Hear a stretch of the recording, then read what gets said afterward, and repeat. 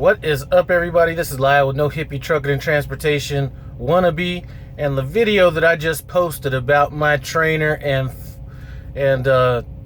current co-driver quitting was filmed about 2 weeks ago. So he actually just put his 2-week notice in person. We are at the Springfield terminal right now. We had to get some work done on our Qualcomm. We've been running paper logs for the last 5 days, and let me tell you, without that Qualcomm, I mean, trucking has some old technology, but you really do miss some of that technology when you're out there without it. So we had no access to the navigation features, messages, any wash bay type, anything that they had in that Qualcomm we didn't have access to. So it was pretty difficult running for those 5 days like that. So came in, I was doubting he was actually going to quit. Went in, talked to the fleet manager, put in his 2-week notice.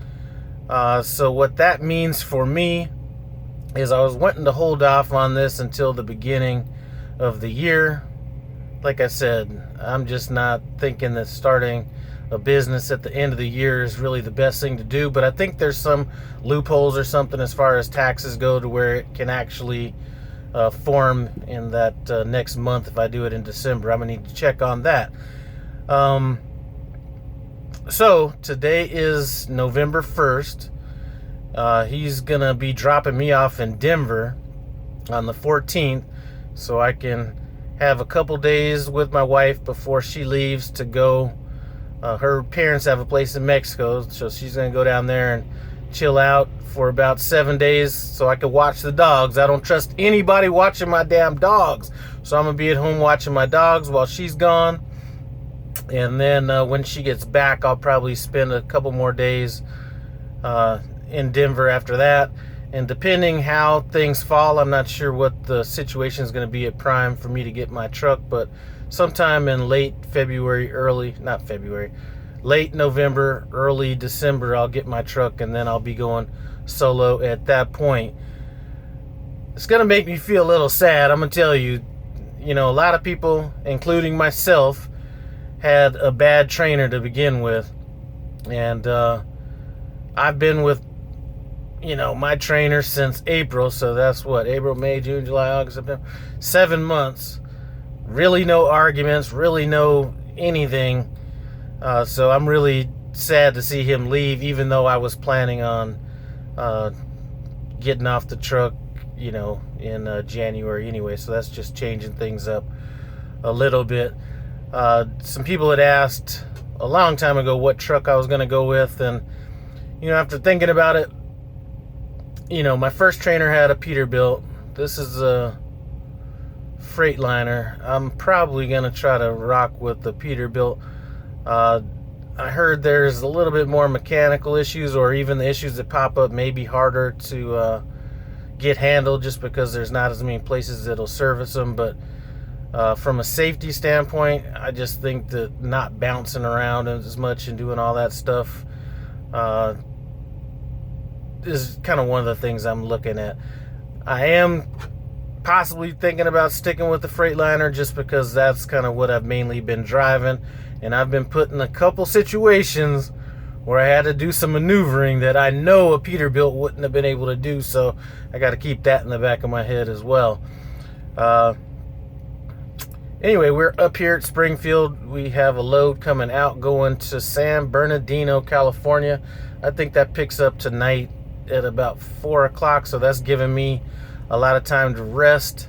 The last couple days I drove 589 miles yesterday and used up all of my 14-hour clock to get here. The reason I did that was so that my co-driver and former trainer could get set up for a 34-hour reset. And then the day before that, I drove 625 miles, something like that. It was it was in the low 600s, so I'm a little wore out. Told my you know what people call their little league coach like 40 years old, so I'm gonna still call him my trainer. So my trainer's kind of been slacking as far as the miles go, but he did get up at 2 o'clock in the morning the other night and get this load handled. We were already at the shipper, but he went ahead and handled that. It did wake me up, but I didn't have to get up out of bed, so that was good. Anyway, that's kind of what the deal is, and we're going to be on to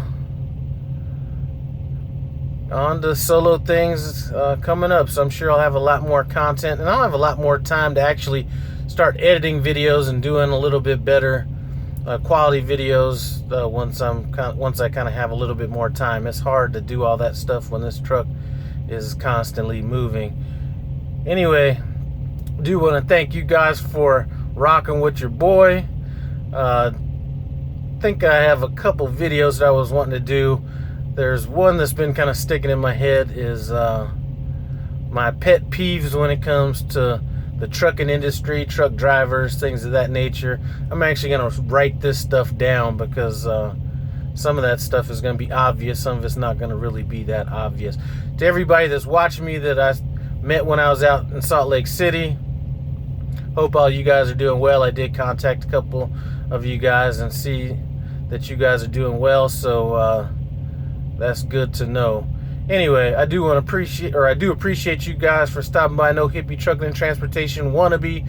We will be dropping that wannabe off of here once I get that truck and go solo, so only a little bit more time left on that.